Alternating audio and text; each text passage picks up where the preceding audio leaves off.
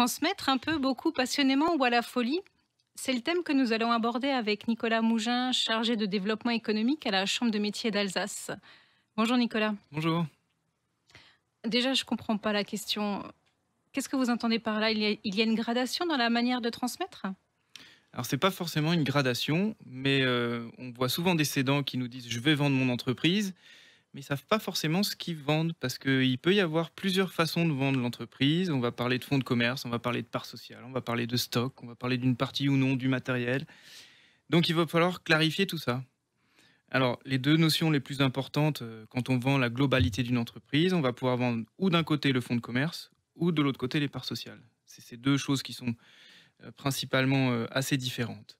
Donc si je vends un fonds de commerce, alors la première chose, c'est que si vous êtes en entreprise individuelle, c'est quand même encore une partie des entreprises qu'on voit qui ne sont pas forcément sous forme de société, vous n'aurez pas le choix. On va parler uniquement de fonds de commerce. Parce qu'une entreprise individuelle, par définition, elle est liée à la personne du dirigeant, elle n'a pas d'existence juridique autonome. Donc, dans ce cas-là, on ne vend qu'un fonds de commerce. Et dans le fonds de commerce, il y a quoi? Ben, il y a le nom de l'entreprise, le matériel, la clientèle, les contrats de travail, le bail et le stock qui est vendu à part.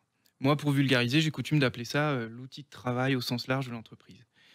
Ce qui est vraiment essentiel quand on vend un fonds de commerce ou même de façon générale quand on vend une entreprise, normalement, le repreneur, avant tout, il va vouloir récupérer votre clientèle. Donc, dans la notion de fonds de commerce, c'est vraiment la clientèle qui est très importante. Mais quand on rachète un fonds de commerce, on rachète que les actifs. On rachète rien d'autre. On rachète l'outil de travail. Si je suis en société, là, à ce moment-là, j'ai 2 choix. Je peux très bien vendre aussi mon fonds de commerce. À ce moment-là, imaginons, j'ai la SARL Dupont Chauffage.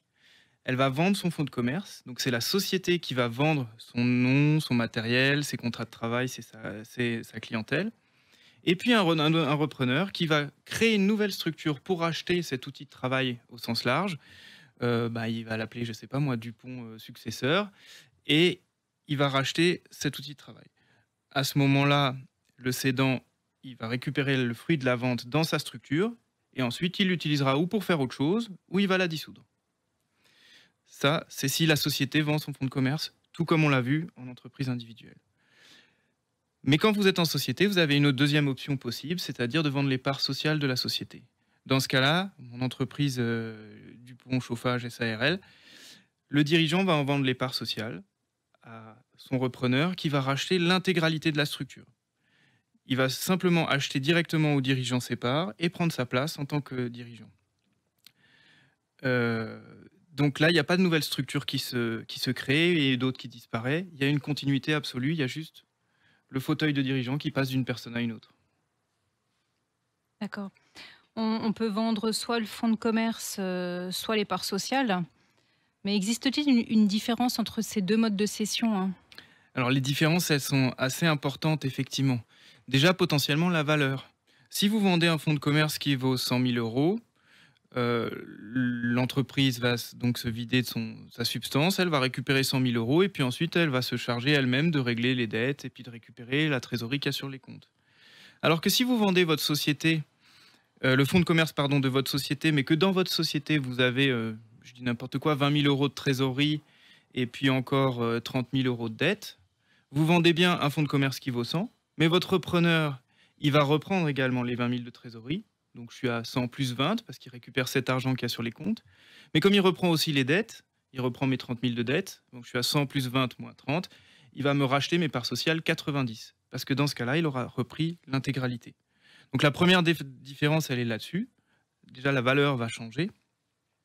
Ensuite, ce qu'il faut savoir, c'est que si un repreneur reprend les parts sociales d'une société, il reprend le passé de l'entreprise. S'il y a un contrôle fiscal ou URSSAF qui arrive peu après la reprise, les URSSAF ou le fisc s'en fichent que c'était pas monsieur Muller à l'époque et que c'était monsieur Dupont, l'entreprise sera redressée. Donc, le repreneur, pour pouvoir se garantir de ce risque-là, alors qu'il n'était pas aux commandes de la structure, négociera avec le cédant ce qu'on appelle une garantie d'actifs et de passifs. C'est un espèce de contrat d'assurance où pendant 3 ans, la durée que peuvent avoir les contrôles, on va bloquer une petite partie du prix de vente si jamais il y a un souci qui arrive de la sorte.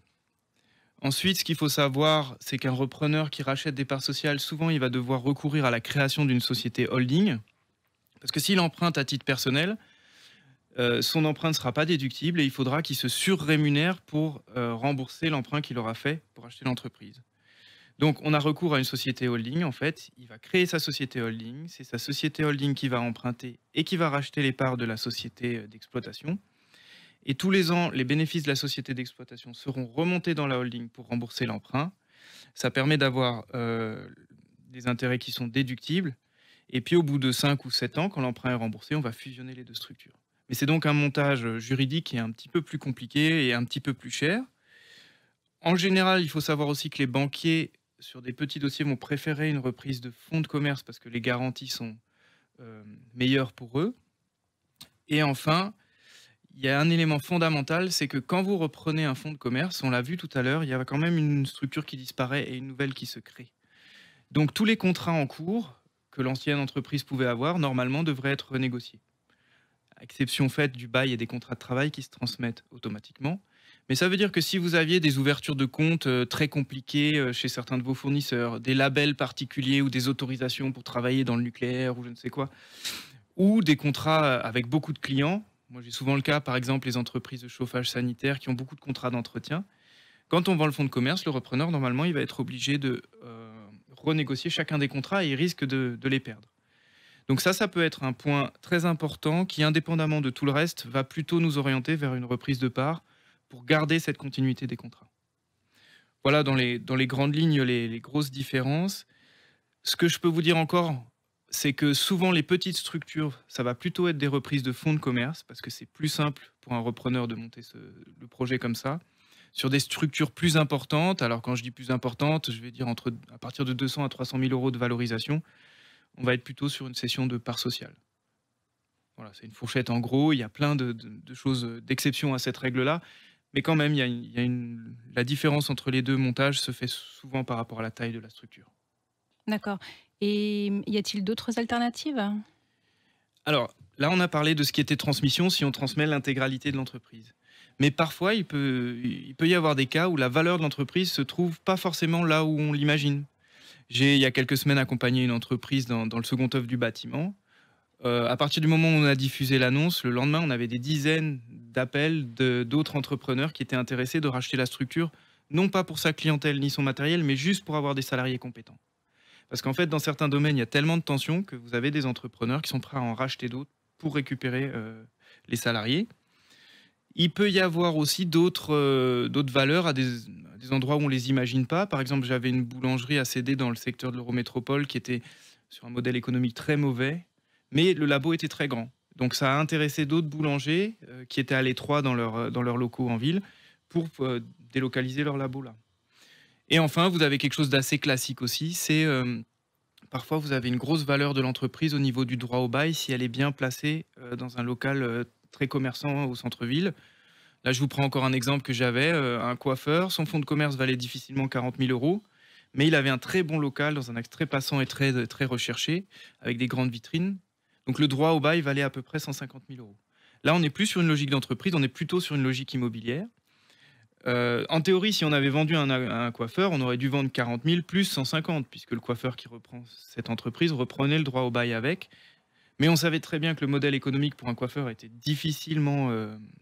il aurait difficilement pu amortir cette valeur-là. Donc, ce qu'a fait mon cédant, il a licencié sa salariée, il a demandé à son bailleur de transformer l'objet du bail. Le bailleur lui a dit « Ok, mais je te prends un pourcentage ». Et il a vendu à 150 000 son droit au bail à une grosse enseigne nationale qui était contente de s'implanter dans ses locaux. Donc là, on n'était plus du tout sur une logique entreprise dans sa globalité, mais uniquement valeur de l'emplacement. Donc en fonction de comment votre entreprise est structurée, effectivement, la valeur peut être à différents endroits. D'accord, donc on peut transmettre uniquement pour la localité, pour le nombre de salariés ou même une surface. Exactement, il y a ça à prendre en compte, mais c'est vrai que bon, on va dire la grosse majorité des entreprises qu'on accompagne, elles vont quand même être dans un schéma classique de cession où on va vendre l'intégralité du modèle Mm. économique à quelqu'un qui va faire la même chose derrière.